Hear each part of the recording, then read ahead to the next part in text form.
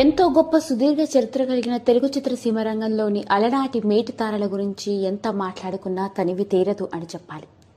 ముఖ్యంగా 1960లో అడుగుపెట్టి గొప్ప నటీమణులుగా అప్పటికే ఇండస్ట్రీని ఏలుతున్న వారిలో నేనిప్పుడు మాట్లాడబోయేది ఎలాంటి ఓ యాక్ట్రెస్ గురించి.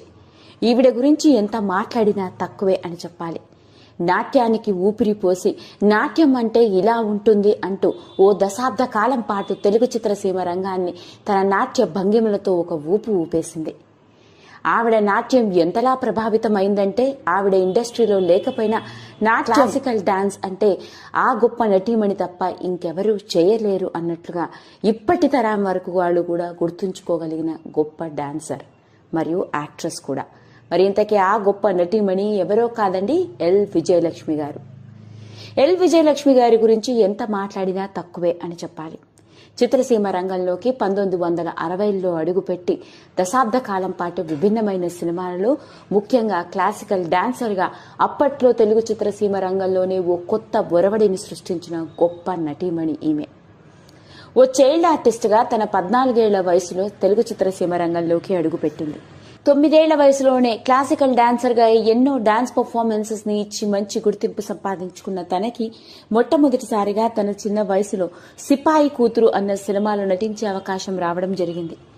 ఇక ఆ సినిమాలోని ఓ డాన్సర్గా కనిపించిన ఆమె ఆ తర్వాత తెలుగు చిత్రసీమ రంగంలో మరిచిపోలేని ఎన్నో సినిమాలలో నటించారు. ఎల్ విజయలక్ష్మి గారు ఉన్నారు అంటే ఆ సినిమా బ్లాక్ బస్టర్ హిట్టే. ముఖ్యంగా ఆవిడ నటించిన సినిమాలోని ముఖ్యంగా స్పెషల్ క్లాసికల్ డాన్స్ చెయ్యాలి అంటే ఎల్ విజయలక్ష్మి గారు తర్వాతే ఎవరైనా. అలా ఓ క్లాసికల్ డాన్సర్గా అప్పట్లో తెలుగు చిత్రసీమ రంగంలో స్పెషల్ క్లాసికల్ సాంగ్స్ కి ఒక ట్రెండ్ ని క్రియేట్ చేశారు ఈవిడ. ఇక ఎల్ విజయలక్ష్మి గారు నటించిన సినిమాలలో మహామంత్రి తిమ్మరసు, భక్త ప్రహ్లాద, కంచుకోట, నిండు మనసు ఇలా ఎన్నో సినిమాలలో తెలుగులో నటించి అలరించారు.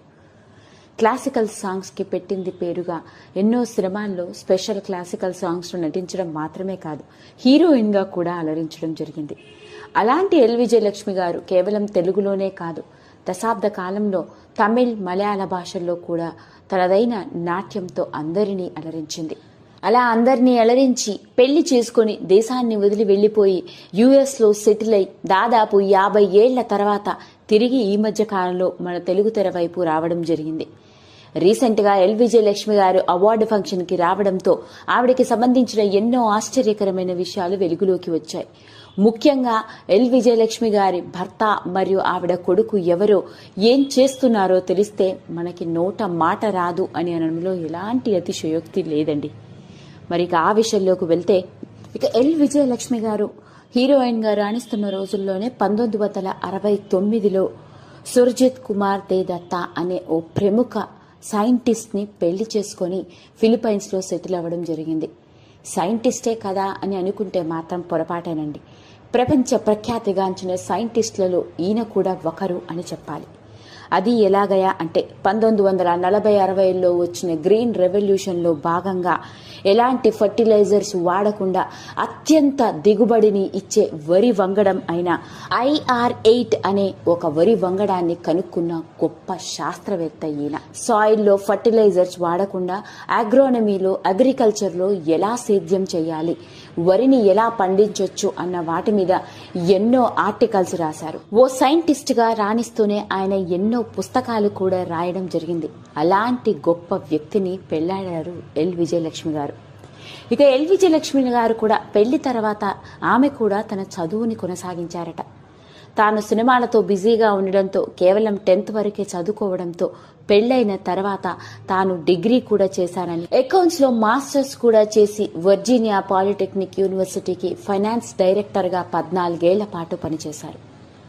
అలా సినిమా రంగానికైతే దూరమయ్యారు, కానీ తన వ్యక్తిగత జీవితంలో మాత్రం ఎంతో ఉన్నత స్థాయిని అధిరోహించారు ఎల్ విజయలక్ష్మి గారు ఆవిడ భర్త సహకారంతో అంటూ చెప్పుకొచ్చారు. అలా ఓ పక్క డైరెక్టర్గా పనిచేయడం మాత్రమే కాదు, సొంతంగా ఓ డాన్స్ స్కూల్ని పెట్టి ఎందరికో డాన్స్లో కూడా శిక్షణ ఇస్తున్నారు. ఇది ఆవిడ భర్త గారికి సంబంధించిన విషయం. భర్తే ఇంత గొప్ప వ్యక్తి అయితే ఇక ఎల్ విజయలక్ష్మి గారి కొడుకు ఎవరు, ఏం చేస్తున్నాడో తెలిస్తే నిజంగా మనకి నోట మాట రాదని చెప్పాలి. ఎల్ విజయలక్ష్మి గారు ఆవిడ భర్తకి ఒకే ఒక కొడుకు. ఇక అతడి పేరు రాజ్ కుమార్ దత్తా.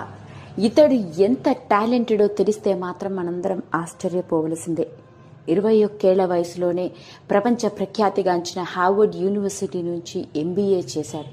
అంతేకాదు, ఎంటర్ప్రెన్యూర్గా 21 వయసులోనే యూరోప్లో ఫస్ట్ మార్క్ కమ్యూనికేషన్స్ అంటూ ఓ వైర్లెస్ కమ్యూనికేషన్ కంపెనీని స్టార్ట్ చేశాడు.